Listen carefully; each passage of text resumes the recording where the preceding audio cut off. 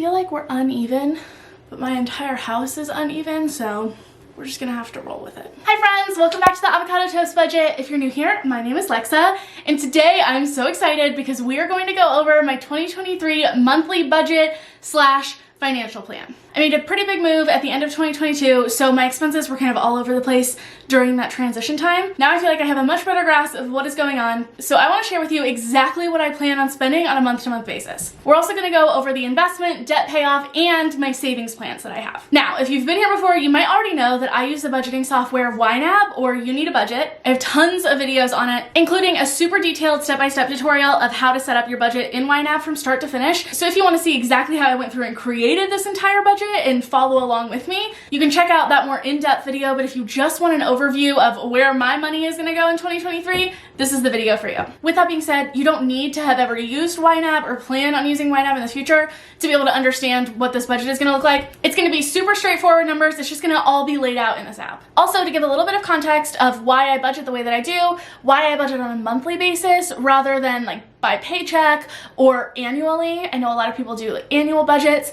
For me, month to month just makes so much more sense. It allows for things to change. I move a lot, and therefore lots of my expenses change around on a month to month basis. So there's no way I could ever do an annual budget, but having a plan of how much I'm going to spend and save every month has worked really well for me so far. So let's go ahead and get into it. The first umbrella category of expenses that we're going to cover are my fixed expenses or my bills. Personally, inside of my budget, I like to list these in order of whenever they are due. That way I can quickly visualize when things are going to be due. The first bill that I have is $1,280 a month for rent. I just recently moved into a house, but I'm renting. I don't own it, but it is the first house that I have rented. Usually I rent apartments, and therefore that is the first time that I have to take care of like all extra utilities. Normally one of the big perks of renting from an apartment that I had in the past was that they had some utilities included, and therefore it was already kind of factored into the price of my rent. That is not the case for this house, so I have a lot of extra expenses on top of that. I also plan to be paying about $122.82 a month for my State Farm car insurance. Although I do think that I am due for a 10% discount here soon, so that might end up decreasing a little bit.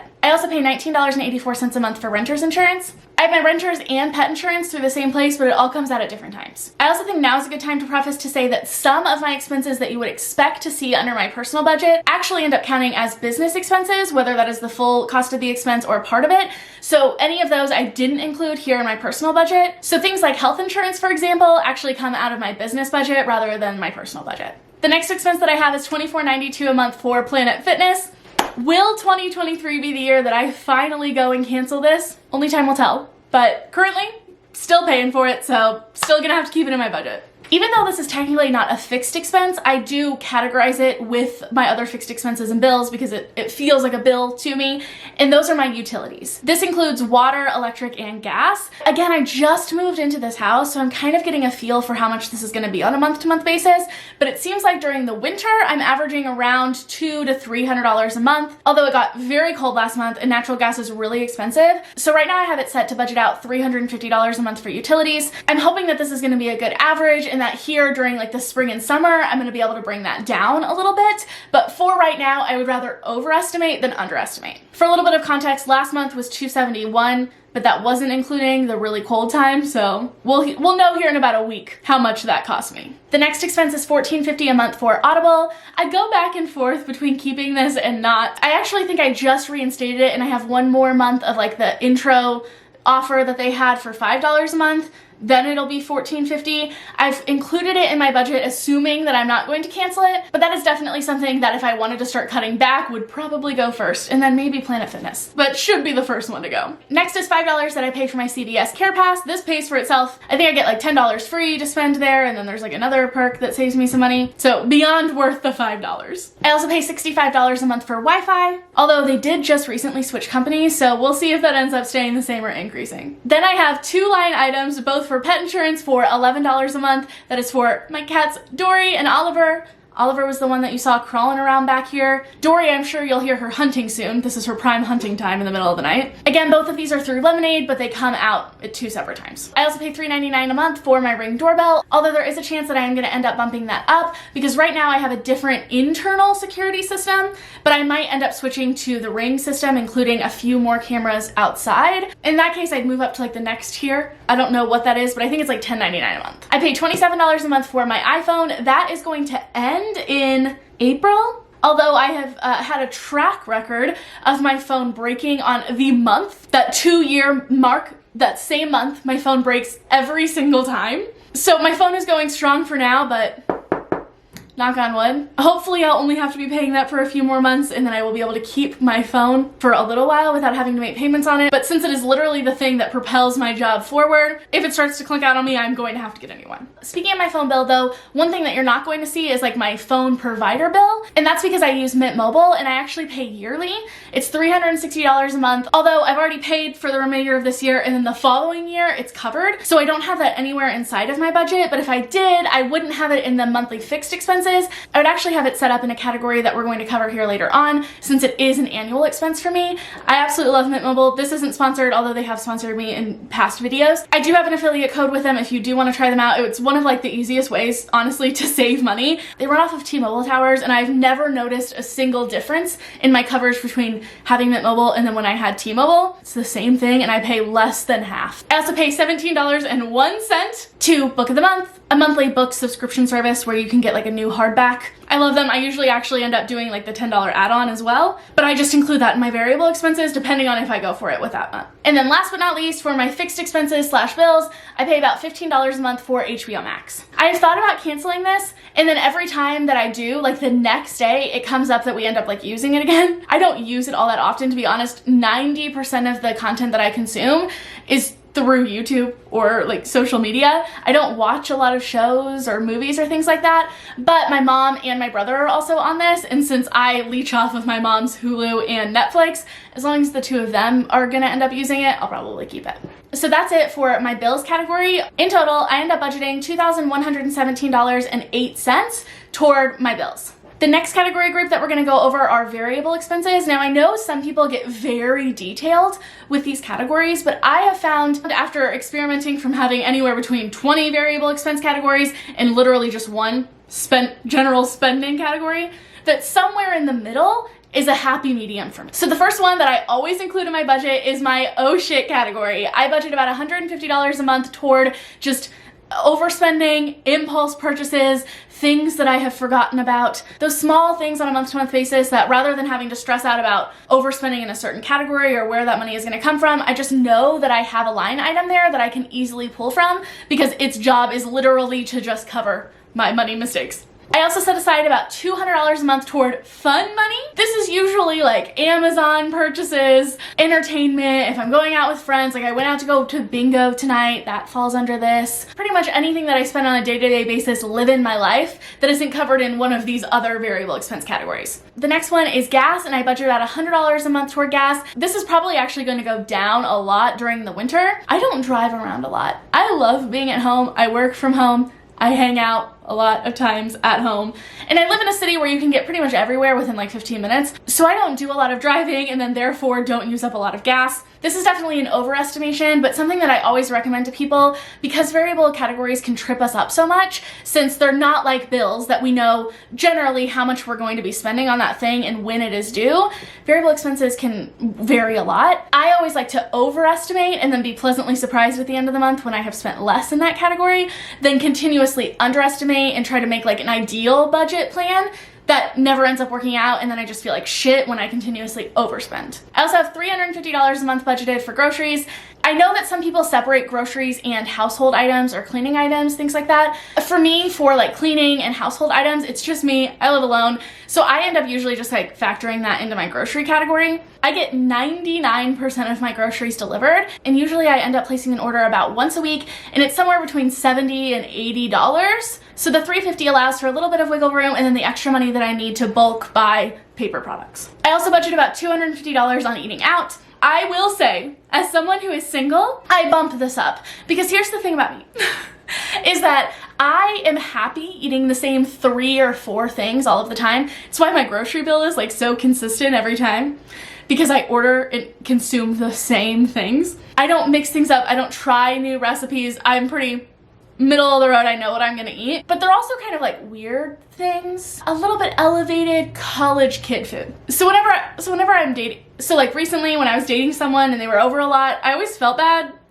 that I didn't have much around the house for them to eat, and I'm not much of a cook. and if the other person is not much of a cook, we end up eating out more. So this is my eating out budget for single Lexa. If I end up dating again, might have to bump that up a little bit, which is fine because I absolutely loathe cooking. So that is something that I am willing to budget a little bit more for. And then I have a line item specifically for plants. I give myself $50 a month for literally plants, to buy indoor plants for myself. I either will let this build up and then make like a bigger purchase, or buy like a bigger maybe wish list plant that I've been looking at for a while, or this will cover me going to like Lowe's and picking up like a few plants here and there throughout the month. And then finally, I budget about $50 a month for coffee. This is the least I have ever budgeted in this category. Fun fact, I have noticed that since moving into my new house, I spend so much less money on eating out, food delivery, not groceries, but like DoorDash, and getting coffee from like Starbucks or Dunkin' Donuts. I don't know what it is. I don't know if it's a combination of like liking to be at home more, just being at home more. I'm still conveniently located to all of those things, but I am on a different side of town than like where I grew up. So I don't know if maybe that's part of it. I don't know. But normally I would spend like $100, maybe a little bit more, $150 on coffee, especially now that Starbucks has gotten so expensive, but I really don't go there very often now. So $50 a month has been pretty good for me recently. And then that's it for my variable monthly expenses. The total for that ends up being $1,150 a month toward that category. The next category that I have is hands down my biggest category in my budget, and those are my sinking funds / annual expenses. I found that the amount of sinking funds that I have in my budget right now really works for me. If you're a beginner, I would recommend starting off with just like 2 to 3 sinking funds and then kind of working up from there. Otherwise, when you're first starting off, it can be hard to be trying to contribute money toward a bunch of different savings categories. It can feel like you're not making a lot of progress. And honestly, it can just be really overwhelming to try to keep track of. If you don't already know, sinking funds are all of the non-monthly expenses in life that you want to save for on a monthly basis.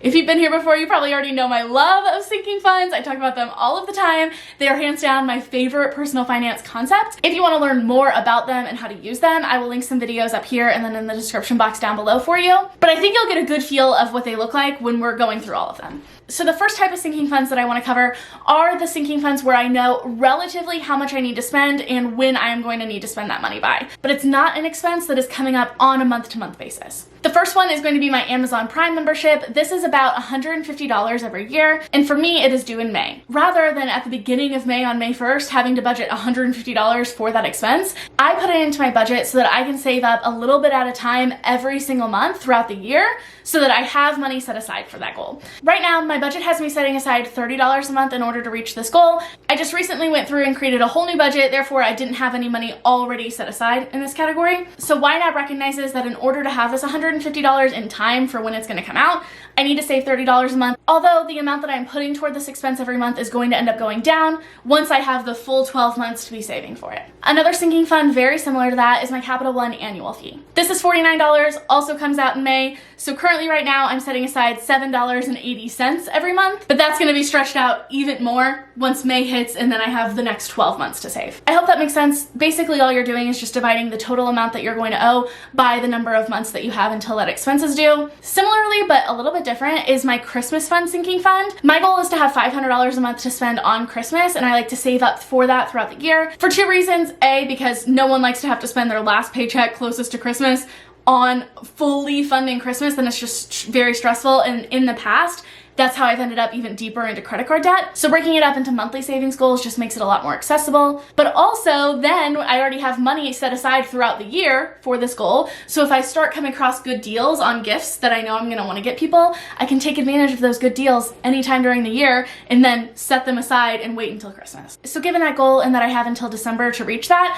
I'm setting aside about $41.67 every month toward Christmas. And then I have the odd one out of my sinking funds, and that is my trash bill. My trash bill comes about every 3 months. I've tried to get them to let me pay it annually. Negative. So every 3 months I owe $45. Luckily this just breaks up pretty easily to be $15 a month.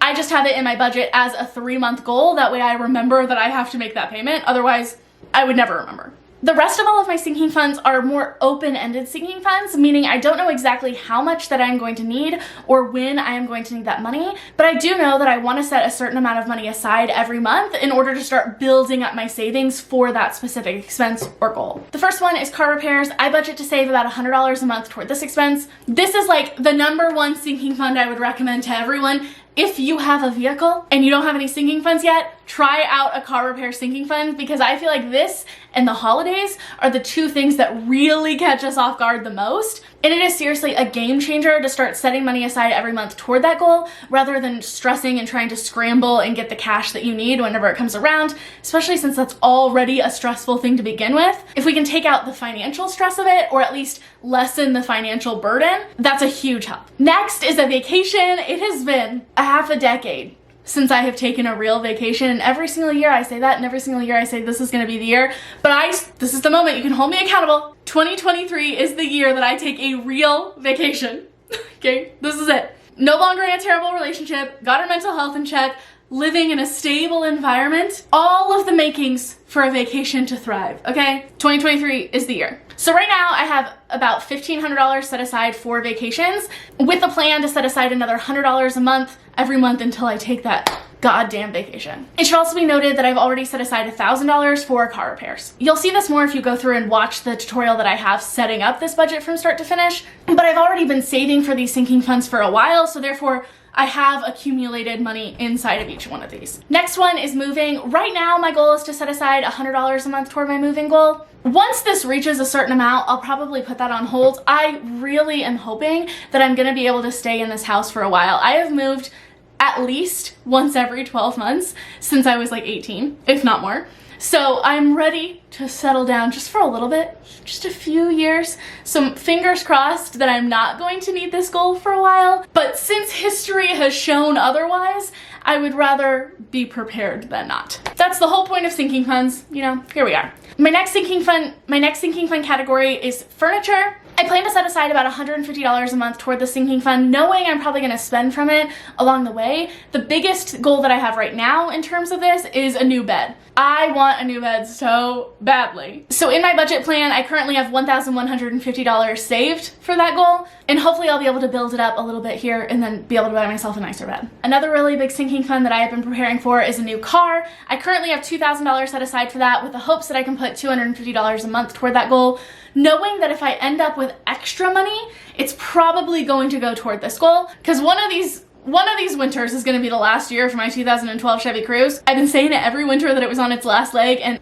I'll give it to it, it is still standing, but I'm not counting on it standing for much longer. I also have a goal to set aside $50 a month toward gift giving in general. I already have $150 built up in there, but usually I let this kind of build up over time and then I make a bigger donation. The next sinking fund category is going to give you a little bit of deja vu, and that is my oh shit category. Yes, number 2.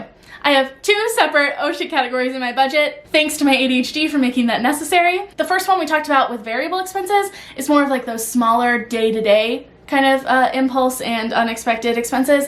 This covers when I just go real rogue. The whole purpose of these is just to make it easier for whenever I overspend or get off track or forget about an expense or whatever it is. Okay, it is just to make my life easier. I am so pro giving yourself as much wiggle room as you possibly can to help set your budget up for success, because no one is perfect, no one's life is perfect, no one's budget is going to go exactly as planned. So therefore I would like to plan knowing that it is not going to go to plan, and make it as easy on future Lexa to try to deal with that situation whenever the time comes around. I currently have $350 already set aside for that category, with a plan of putting an extra $150 a month on top of that. But also this is another category that if I manage to not spend as much from it over time, if it's built up a little bit, I can stop contributing to it. The next sinking fund category I have is for my cats. This is all things for the cats. Food, toys, vet bills. I don't buy enough things consistently on a monthly basis to make this a monthly expense, so instead I just make it a sinking fund, knowing it's like somewhere in between a variable monthly expense and a sinking fund. And last but not least for my sinking funds is a treat yourself category. I think that this is really important. Who is going to stick to a budget that feels like it is restrictive and that it sucks and that you never get to have any fun? Sure as hell not I. So the treat yourself category, super important. I really try to make a point of building this up over time and then truly treating myself to something that I have been wanting, rather than trying to pull from this on like a month-to-month basis. That's what I see my fun money category for. This is for something bigger, to really celebrate myself. My plan is to set aside $150 a month for this, and I already have $150 saved up. That brings my monthly sinking funds total to $1,276.24, knowing that most of the time, if I get any extra money, it is going toward one of those categories. For my investment investments, I like to max out my Roth IRA every year, so that averages out to $500 a month. I make those automatic contributions, but I have a line item in my budget for that. And the last category group we're gonna cover in today's video is debt. Now for me, the only debt I have right now is my student loans, and it is currently on hold with who knows what is gonna happen to it in the future. So I actually just have this on hold in my budget. I'm not contributing anything to it. It's currently at 0% interest. Who knows how much of it is going to get forgiven, if any, or when payments are gonna start being due again. So until I know for sure, I don't care about them, okay? They're the least, I will continue just making the minimum payments on them. For me, I'm not worried about prioritizing being debt-free just for the sake of being debt-free. So I'm not worried about putting extra money toward my student loans. So if I don't have to pay them right now, I'm not going to. So that is a full rundown of my 2023 monthly budget plan. In case you're curious, all of my monthly goals end up adding up to $5,769.51. So that's my 2023 plan for right now. Hopefully you enjoyed or you learned something cool. If you did, please consider subscribing, pushing that thumbs up button. If you made it all the way to the end of this video, down in the comments below, leave me one of those like confetti, megaphone kind of emojis, whether it's the person who's shooting out the confetti or just the like confetti shooting, what is this thing? Some version of confetti in the comments down below. Thank you all so much for watching, and I'll see you next time. Bye.